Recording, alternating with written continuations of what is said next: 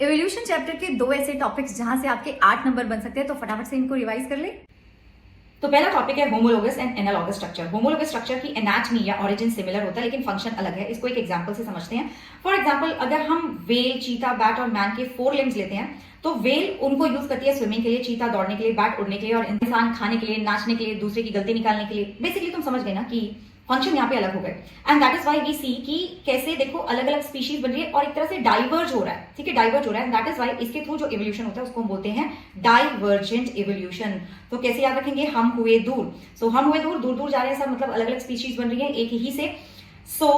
हम से बेटा हम होमोलोगस हो गया और दूर से डाइवर्जेंट हो गया। Now coming to analogous. Analogous में उल्टा हो जाएगा, एनाटमी हो जाएगी डिफरेंट, फंक्शन हो जाएगा सिमिलर। इसको भी एक एग्जांपल से समझ लेते हैं। For example, wings of bat, birds and butterfly. अब तीनों के तीनों अलग ग्रुप को बिलोंग करते हैं। बैट एक मैमल है, बर्ड तो बर्ड ही हो गई, बटरफ्लाई इज इंसेक्ट। तो तीनों की एनाटमी डिफरेंट होगी बट फंक्शन सेम ही है, विंग्स का उड़ने का काम कर रहे हैं। तो सब एक जगह आ रहे हैं, कन्वर्ज कर रहे हैं। तो इसके थ्रू जो एवोल्यूशन होता है उसको हम बोलते हैं कन्वर्जेंट एवोल्यूशन। कैसे याद रख सकते हैं? Come all. तो कम के सी से कन्वर्जेंट एंड ऑल के ए से एनालॉगस। अब इनके एग्जांपल पे भी क्वेश्चन आते हैं, तो एग्जांपल भी देख लेते हैं। ये होमोलोगस का एग्जांपल तो हमने कर लिया था, 4 limbs of man, bat, cheetah and whale. Vertebrates का heart and brain.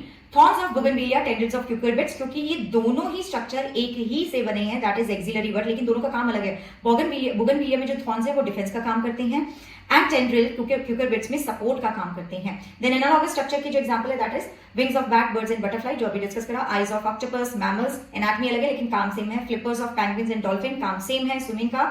Sweet potato and potato, sweet potato is a root, potato is a stem, लेकिन काम सेम है स्टोरेज का। Another topic is adaptive radiation. तो एक reason है, वहां पे एक स्पीशीज रहती है। अब वहां उस स्पीशीज के कुछ मेंबर्स अलग अलग जगह चले गए, अलग अलग जगह चले गए, तो अलग अलग वहां पे इनको लिविंग कंडीशंस मिलेंगे। इसके कारण से उन्होंने अपने आप को अडेप्ट करा, जिसके कारण से अलग स्पीशीज बन गई। So that is adaptive radiation, जिसका एग्जांपल है डार्विन फिंचेस, जो कि ओरिजिनेट हुई थी सीड ईटिंग बर्ड से ही और फिर इंसेक्टिवोरस एंड वेजिटेरियन स्पीशीज बन गई। 14 स्पीशीज बन गई गैलापागोस आइलैंड पे। एक एग्जाम्पल, अनदर एग्जाम्पल जो इसका है दैट इज ऑस्ट्रेलियन मार्सुपियल, जिसपे क्वेश्चन बहुत पूछे जाते हैं और इनके एग्जाम्पल पे ही पूछे जाएंगे कि कौन से ऑर्गेनिज्म या कौन से एनिमल इंक्लूडेड है। तो इसको याद करने का ट्रिक है, सुन कोआला रो मत वो बात तो है।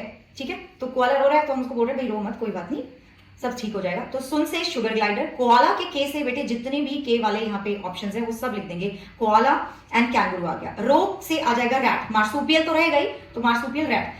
मत के एम से आ जाएगा मोल, मार्सुपियल मोल। वो से आ जाएगा वुम्बैट, बैट से आ जाएगा बैंडेड एंटीटर एंड बैंडिकूट, दोनों के दोनों बी वाले। एंड तो है से आ जाएंगे दोनों टी वाले, Tasmanian wolf and tiger cat. जल्दी से इस क्वेश्चन का आंसर कमेंट्स में बता दो।